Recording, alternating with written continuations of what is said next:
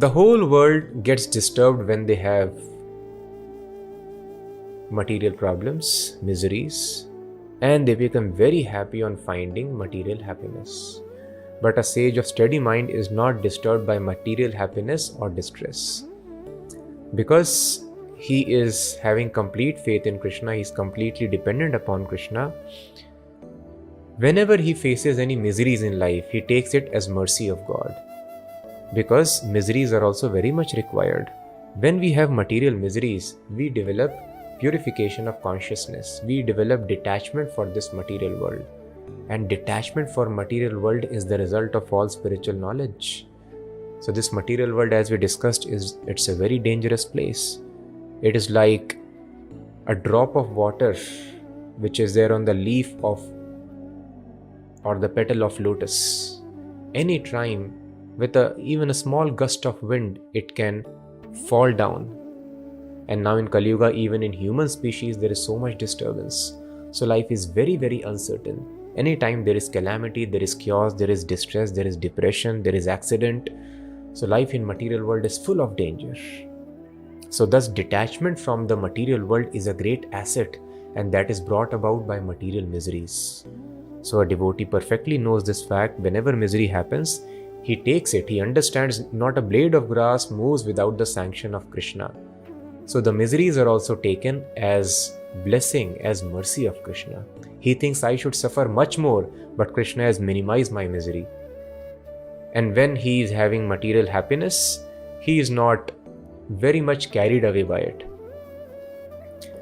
He has no personal desire to enjoy in this world. He only desires to give pleasure to Krishna. Thus, for personal pleasure, if it comes in his life, he takes it as an opportunity to use these comforts to engage more enthusiastically and energetically in the service of Krishna. His only aim is to satisfy Krishna, give pleasure to Krishna. Thus, he is not very excited to have any personal pleasures in life, and he is also very happy if there are reversals in life. He takes it as mercy of Krishna. Thus, he is always equipoised.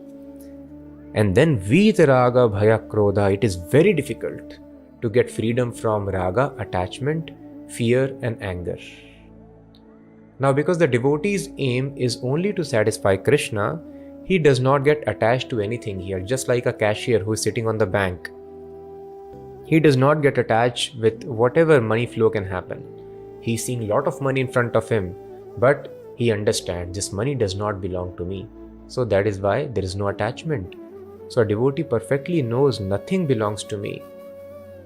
My family members, actually they are Krishna's family. In this life we have assembled together, as we discussed, just like travelers assemble in a restaurant. So they have assembled, they belong to Krishna. My duty is to take them to Krishna, to make them advanced in this process of yoga. So thus there is no undue and overly affection for the people around him.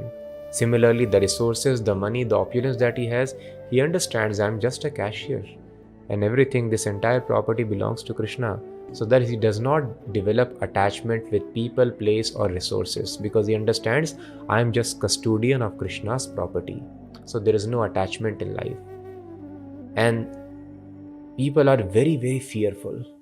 Oh, I may lose somebody, I may lose some money, I may lose my position, because we are very much attached.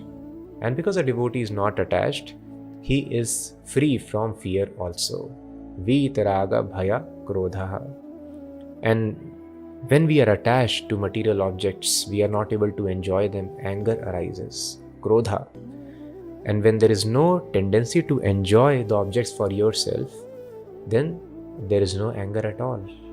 Thus, simply this understanding that everything belongs to Krishna makes a devotee, a transcendentalist, free from any kind of attachment, fear and anger. Can we imagine a state? Even the most successful people are fearful. The most successful sportsmen, they are fearful of performance. Even though they are on top of world, they are fearful. The best of the performers in academics are very fearful. I may not lose my rank. So everybody in this material world is fearful, but a devotee is fearless. How nice is the consciousness, and he is free of anger as well. Dukkheshvu anudvigna manaha Sukheshu vigatasprihaha vitaragabhayakrodhaha sthitadhir muniruchyate. One who is not disturbed in spite of the threefold miseries, who is not elated when there is happiness, and who is free from attachment, fear, and anger, is called a sage of steady mind.